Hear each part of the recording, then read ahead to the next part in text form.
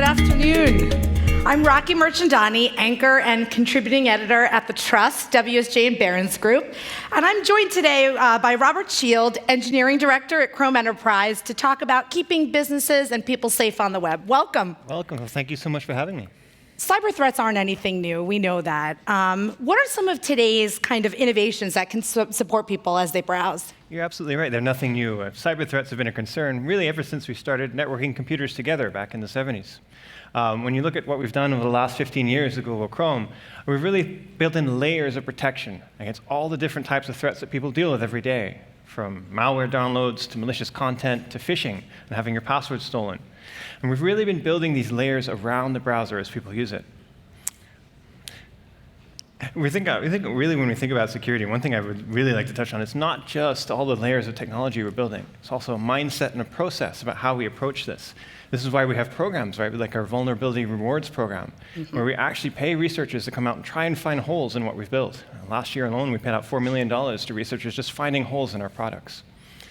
And then the last thing I'll touch on here is we talked a lot about sort of digitization as a megatrend, as things that are coming, right? Increasingly, our lives are all in the cloud. Our data, our social lives, our email, our documents, they all live in the cloud. Increasingly, security is not just protecting the devices we're using, but protecting our data as well, and making sure that's safe.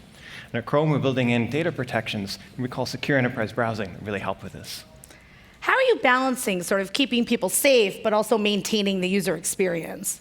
It's a great, great question. I mean, when you look at it, right, everyone is just trying to use their devices to get something done. You're trying to post on Instagram, you're trying to do your work, you're trying to read your email.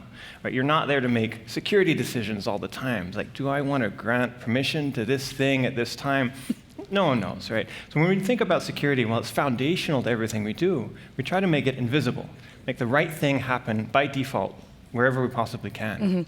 And it's super important to us to think about how it shows up to users. You shouldn't have to make complicated decisions in order to get the right security outcomes. Look, we kind of talked about this a little bit earlier. We understand that people, right? We're the ones who make the decisions, and then we put ourselves, whether it's at home or at work, in a tricky security spot.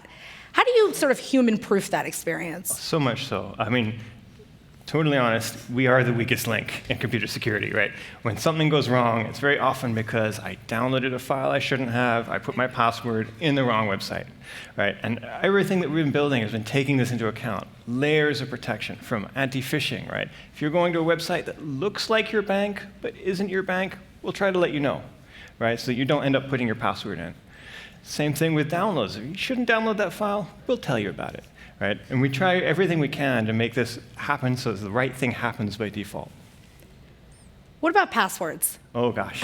Passwords. This is the bane of my existence. All right. Changing my password, remembering my password. What are we doing with passwords? That's right. I mean, who uses the forgot my password link basically every day? Right? Every day. That's effectively what it is.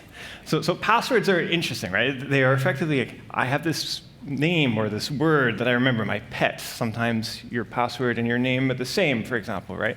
No examples in particular, but passwords are a problem, right? Well, some of the things we're building is we're looking at ways of doing login securely without passwords anymore. Passwordless authentication, we call it. And this is where your browser can actually help you sign into a website without you having to remember to type in the same, oh, is this a capital letter? Is there a dollar sign here? I forget, right? And this is actually more secure, but it's also more usable, right? And it goes to that invisible security theme that we're really trying to drive to. All the heads nodding. I feel not alone in this moment, so thank you. I feel heard. I got to ask you before I let you go, how many tabs do you have open on your computer at any time? All right.